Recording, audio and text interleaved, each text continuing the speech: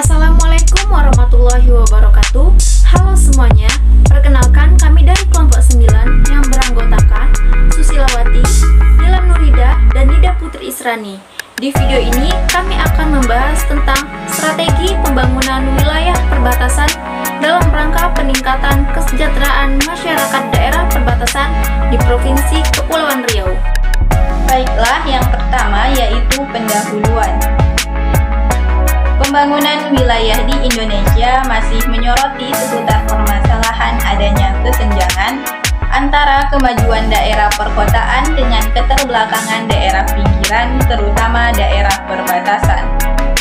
Sebagai salah satu provinsi di wilayah perbatasan, maka pemerintah Provinsi Kepulauan Riau tentunya memiliki tugas berat terkait perlindungan dan pengembangan masyarakatnya yang berada di beranda depan negara Republik Indonesia ini. Di Provinsi Kepulauan Riau, yang menjadi permasalahan di wilayah perbatasan adalah yang pertama, sangat luasnya bentangan kawasan perbatasan. Yang kedua, masih kurangnya pengelolaan potensi dan sumber daya alam. Yang ketiga, penanganan daerah perbatasan yang belum maksimal. Yang keempat, tingkat pendidikan dan kesejahteraan masyarakat yang masih rendah. Yang kelima, masih minimnya sarana dan prasarana keamanan serta pertahanan yang dapat menyebabkan lemahnya pengawasan terhadap pelanggaran batas wilayah negara. Dan yang ketujuh, belum adanya keterpaduan antara program dan kegiatan pengembangan kawasan perbatasan. Oleh karena itu, membangun wilayah perbatasan merupakan masalah yang krusial dan harus mendapatkan perhatian oleh aparatur pemerintah Provinsi Kepulauan Riau, terutama dalam upaya untuk meningkatkan kesejahteraan masyarakat di daerah perbatasan. Selanjutnya yaitu wilayah perbatasan. Wilayah perbatasan merupakan bagian dari wilayah negara yang terletak pada sisi dalam sepanjang batas wilayah negara dengan negara lain.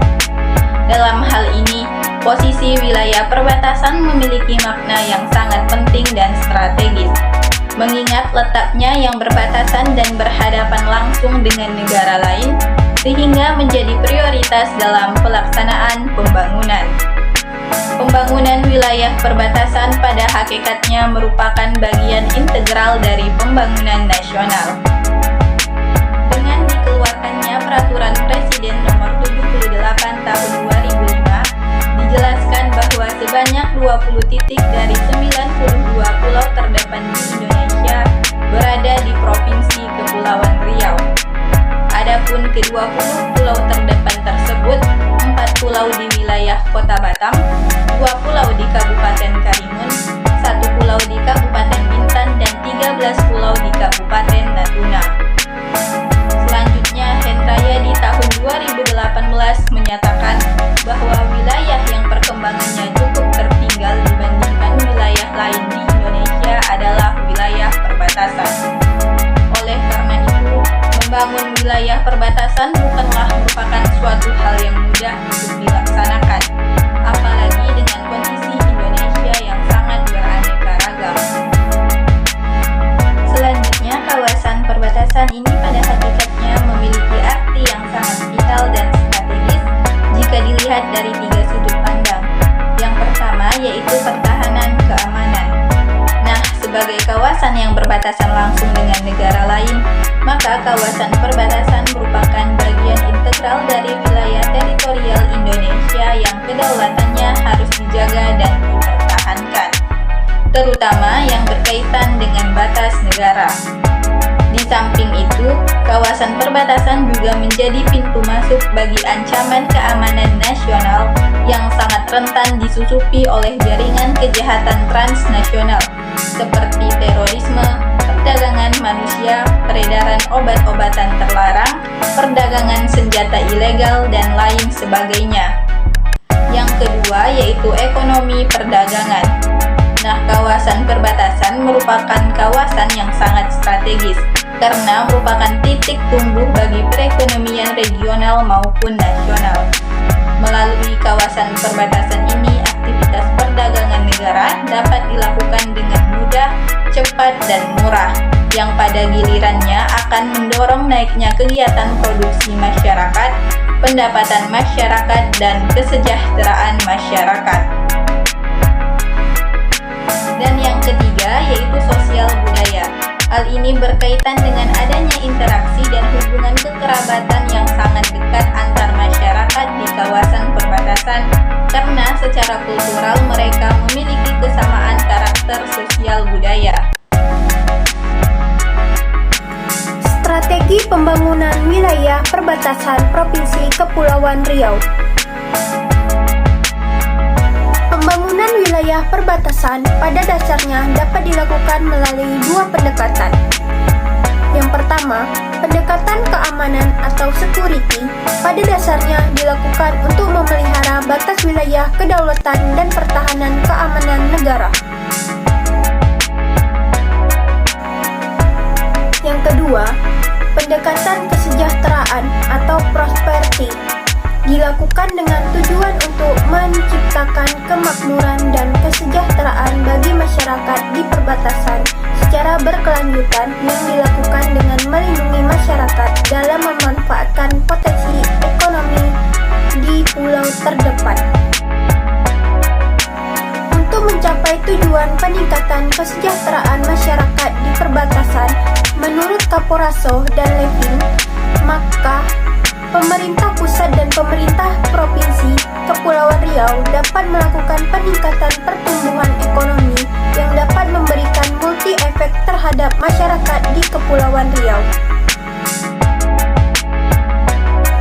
Beberapa strategi yang digunakan oleh pemerintah daerah untuk membangun daerah perbatasan dalam rangka meningkatkan kesejahteraan masyarakat daerah perbatasan di Provinsi Kepulauan Riau adalah sebagai berikut. 1. Menjadikan kawasan perbatasan sebagai beranda terdepan. 2. Membangun dengan pendekatan kesejahteraan. 3. Membangun pusat-pusat pertumbuhan ekonomi. Keempat, peningkatan perlindungan sumber daya alam. 5. Meningkatkan kualitas sumber daya manusia. Dan yang keenam, meningkatkan kesejahteraan pembangunan. Melihat strategi yang telah dibuat oleh pemerintah Provinsi Kepulauan Riau tersebut, ini menunjukkan bahwa agar dapat mewujudkan pembangunan pada daerah perbatasan, sangat membutuhkan koordinasi yang baik antara seluruh instansi terkait, baik pemerintah pusat maupun pemerintah daerah. Beberapa strategi yang dilakukan oleh pemerintah Provinsi Kepulauan Riau ini menggunakan pendekatan keamanan dan pendekatan kesejahteraan. Pendekatan keamanan digunakan untuk memelihara batas wilayah kedaulatan NKRI dan pertahanan keamanan negara. Sedangkan pendekatan kesejahteraan dilakukan untuk menciptakan kesejahteraan bagi masyarakat di perbatasan Kepulauan Riau dengan cara melindungi masyarakat dalam memanfaatkan potensi yang tersedia di Provinsi Kepulauan Riau.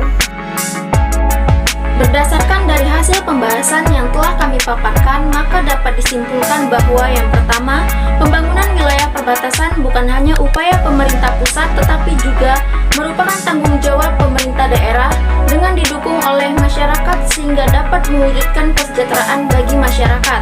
Yang kedua, pembangunan wilayah perbatasan memerlukan koordinasi dan kerjasama pemerintah pusat melalui Badan Nasional Pengelolaan Perbatasan atau BNPP dan Badan Daerah Pengelolaan Perbatasan atau BDPP sehingga wilayah dapat terjaga, terkelola, dan dapat dibanggakan sebagai beranda terdepan NKRI. Yang ketiga, strategi yang dapat dilakukan oleh pemerintah Provinsi Kepulauan Riau untuk pembangunan wilayah perbatasan dalam rangka meningkatkan kesejahteraan masyarakat daerah perbatasannya adalah dengan menjadikan kawasan perbatasan sebagai beranda terdepan, membangun dengan pendekatan kesejahteraan, mengembangkan pusat-pusat pertumbuhan ekonomi, meningkatkan perlindungan sumber daya alam, meningkatkan kualitas sumber daya manusia atau SDM, dan meningkatkan kerjasama pembangunan. Adapun saran yang dapat diberikan adalah sebagai berikut. Yang pertama, pembangunan harus mencakup semua wilayah baik darat maupun laut, dari pegunungan sampai perbatasan, dari pedalaman sampai dengan pesisir.